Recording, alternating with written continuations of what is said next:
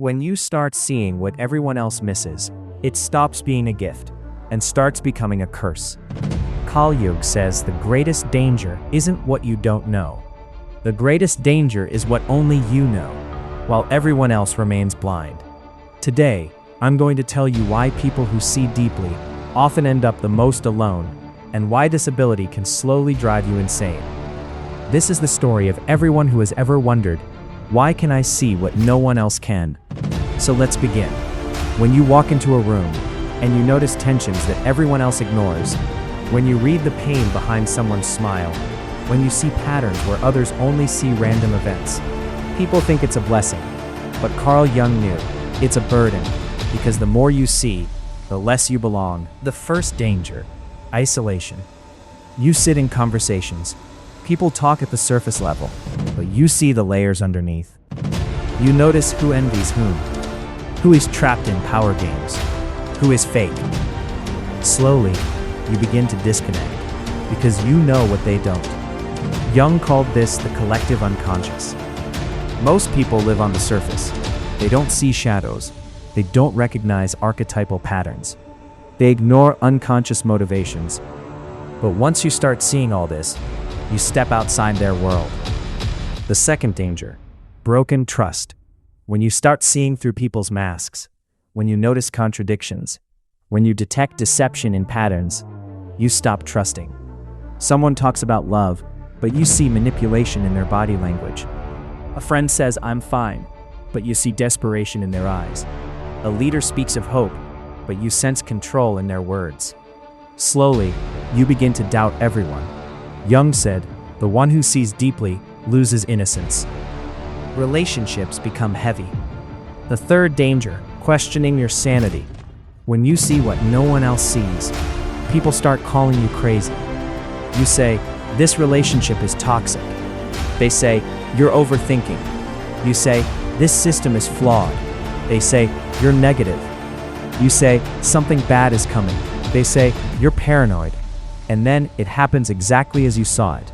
But by then, you've already started doubting yourself. Even Jung experienced this. He saw collective madness. He understood mass psychology. He explored the shadow. When he shared his ideas with Sigmund Freud, he was rejected. Academia called him a mystic. People thought he was losing his mind. But Jung never stopped.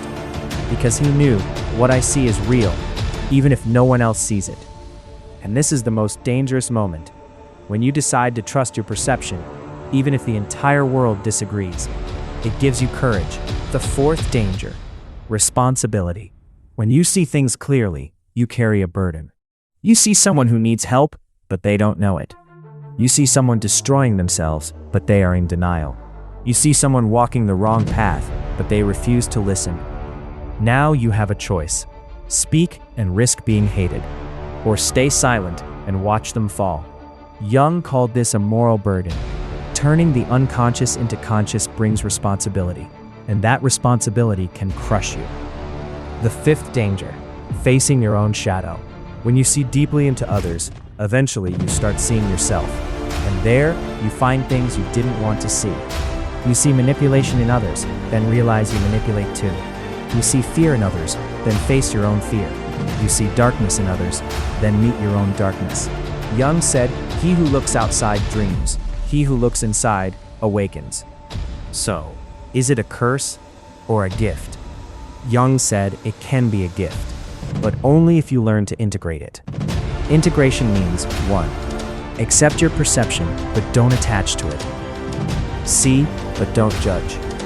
Understand, but don't try to fix everything. Observe, but don't control. 2. Embrace solitude. Jung found his deepest insights in isolation. He built his retreat tower to be alone, because deep perception needs space to process. 3. Learn selective sharing. Not everyone needs to hear everything. Share only with those who can understand. Let others live in their own reality. 4. Channel it into creativity. Jung painted. He wrote. He created symbols. What you see needs expression, or it will stay trapped inside you. 5. Develop compassion. When you see behind masks, you also see pain. When you understand people's games, you see their helplessness. When you see darkness, you also see humanity. Jung said behind every shadow is a wounded child. And when you see this, judgment turns. The real question: will you carry this ability as a curse or use it as a gift? Will it isolate you or evolve you? Jung's entire life was about this choice. He was rejected, misunderstood, left alone, but he trusted his vision, and today his work guides millions because what he saw was true. So if you are someone who sees deeply, understand this: it is a burden and a blessing. It will make you lonely, but also powerful. It will make you misunderstood, but also wise. It will give you pain, but also purpose. Jung said, your vision becomes clear only when you can look into your own heart. Who looks outside, dreams. Who looks inside, awakens. So ask yourself, are you ready to carry this burden? Are you ready to embrace this loneliness? Are you ready to trust your perception? Because the world needs people who can see, even if they are alone, even if they are misunderstood, even if they are called crazy. Jung spent his life fighting for this truth. Who sees deeply doesn't just survive. He transforms himself and the world. So if you are that person, this is not a curse. This is your calling. Learn to understand it. Learn to integrate it. Learn to turn it into your power. Because as Jung said, until you make the unconscious conscious, it will direct your life, and you will call it fate.